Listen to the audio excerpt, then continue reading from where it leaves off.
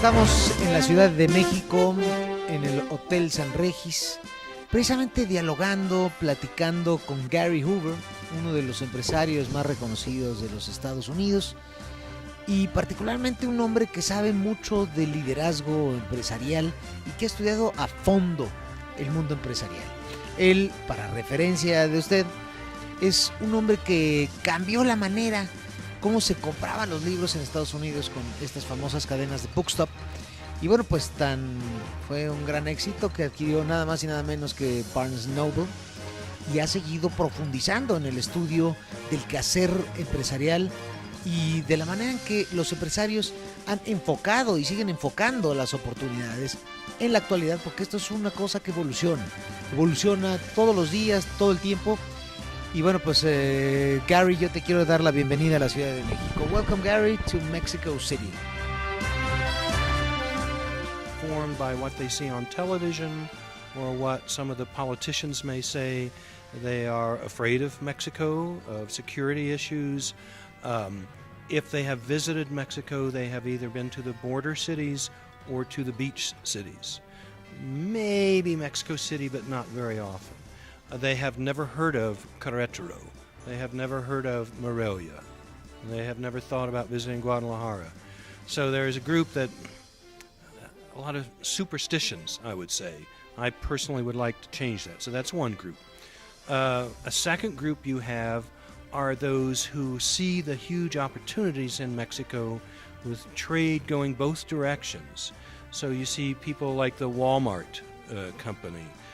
You see the restaurant organizations. You see KFC. You see McDonald's. You see hotel organizations that understand the opportunities.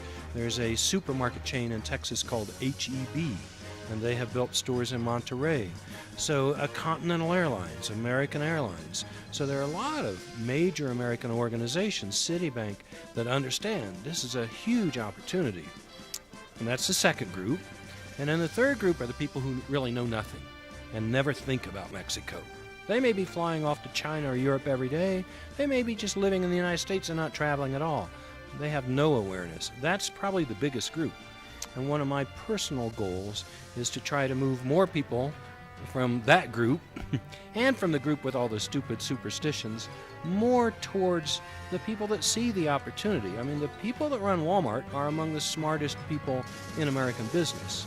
And they aren't afraid of Mexico, and they don't see it as a poor country with no future. They see it as an enormous opportunity and to help everyone on both sides of the border. And we need more people that think like that. By industry. I'm sure it's probably easier to start a restaurant than to start an oil business. There's no question it's going to be harder crossing the border than it is in the States. I guess one of the things I would say is I know many American business people that are doing business in China. And I've talked to enough to know, they say, well, you know, we haven't really tried Mexico. But when you talk to people who have, they say, well, Mexico's easier than doing business in China. I mean, you know, it's never easy to do business in another nation. And every nation and every state, has its own rules. So the issue is more, do you want to do business badly enough that you're willing to learn? Are you willing to work with local people? Have local partnerships? Are you willing to learn the culture? And really adapt? Because if anybody, whether from Mexico or the United States, storms into a country and says, we're going to do it my way or no way at all, it doesn't work. And we have a long history of American companies that have tried to do that, and then other American companies. If you really study the history of the Coca-Cola company, there's a company that came to Mexico, I believe, in 1899. And they very early learned that we need to adapt to each country we go to. And as you may know, one of the leaders of Coca-Cola that made it a great company was a Cuban man, Mr. Goizeta. So some of these companies, Procter & Gamble, Johnson & Johnson, have a long history of understanding how to do business around the world. So we need to educate those companies. And the same with the Mexican companies. If you look at Bimbo or Vitro, some of these companies really understand how to do business outside Mexico. Some need to learn that.